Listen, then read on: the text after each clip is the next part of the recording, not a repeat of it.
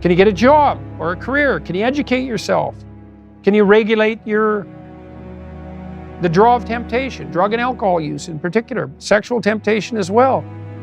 Oh, do you do anything that's remotely resembling civic responsibility? Are you a member of a political party? Do you go to church? I don't go to church because, their beliefs don't match mine. It's like, who the hell cares about your beliefs? You're like 16. You don't even have beliefs. And if you think it's like you're right and the Catholic Church is wrong, well, good luck with that attitude. And that isn't to say that the church, for example, or a political party doesn't need repair, because all institutions are always falling apart and corrupt. That's a story as old as time. That's the evil uncle. But good, you have something to do. Go fix it up. Productive generosity is good. I once read a good description of Christian charity, and it was productivity plus generosity, which I really liked, because the hyper empathic types only concentrate on the generosity end of that. It's like, I'm generous, yeah, but like, do you have any money? No, I'm generous with other people's money. Yeah, well, you're missing half the equation there. The productivity requires aim, orientation, responsibility, discipline, all of that willingness to work, that willingness to make sacrifices, which is the hallmark of maturity in the service of a higher goal. And that responsibility, the productive responsibility, should manifest itself in relationship to the individual. So you should be responsible to yourself and your future self, the community of selves that you are across time. And then you should be responsible and productive for as many people as you can manage. And so that might be first your intimate partner, your wife, second your parents, your siblings, your children, maybe your children primarily, then your local community, then your broader community. You want to take on all that responsibility if you can, in a sense that's both productive and generous, that gives you something to do, justify your miserable life to yourself and everyone else. And you need to do that. It orients you solidly in the world if you do that, and it gives you a dragon to fight, a real one, and that's where the gold is. How should you arm yourself? Well, that's kind of what a humanities education teaches you to some degree. Arm yourself with words. Be precise in your language and say what you mean.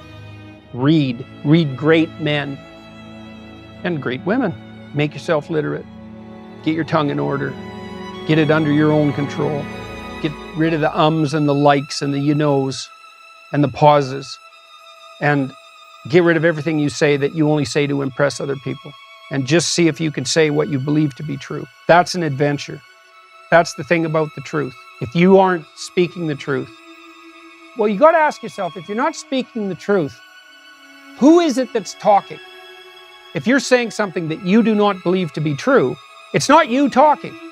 It's something else. It might be the part of you that wants to manipulate the other person into delivering what you think you want from them. Well, what is that spirit of manipulation that you've allowed to possess you? It's not you. Let's say you decide to live your whole life in that instrumental manner. You're going to craft your words like the student who says, well, I'm going to write what the professor wants to hear so I get the grade. Well, who is it that's doing that manipulating? It's not you, because those aren't your words. So even if you get the grade, it's not you that got the grade. It's the false you. It's the manipulative you. So you do that your whole life. You don't have your life. And then you think, well, God, that was a miserable life. I manipulated everybody. They were so damn stupid. They were sucked in by it. They're all contemptible. Everyone does it, which they don't, by the way. And so that's a pathway to bitterness. Partly because if you're a manipulator and you use your language falsely, you don't live your own life. You live the life of whatever possesses you when you think it's you manipulating. And so you live the life of the spirit of manipulation. There's no difference between that in some fundamental sense and demonic possession. So if that's what you want, go right ahead. But what you miss is the adventure of your own life. Because if you say what you think, this is a really important thing to understand. You have no idea what will happen if all you do is say what you think. Because you have to let go of everything. To do that, you have to assume that there isn't anything better that can happen than what happens if you tell the truth, no matter what happens. Because you say, I'll tell the truth and I get in trouble. It's like, well, is that good or bad?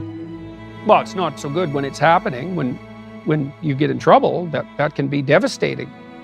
But in the medium term or the long term, in my situation, I've gotten in trouble plenty of times for things I've said. And many times I thought, that was fatal. That was the end. I said something or it was misinterpreted. But often I said something that I was going to get taken out. I was going to get canceled. And that was the end of my reputation. And every single time, and I hope partly because I didn't say things that I didn't think were true, every single time it switched around.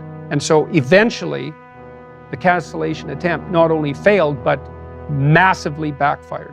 Imagine that the world was constituted so that the true adventure of your life emerged as a consequence of truth in speech and action. Because that would be reflective of the real you, so it would be you living.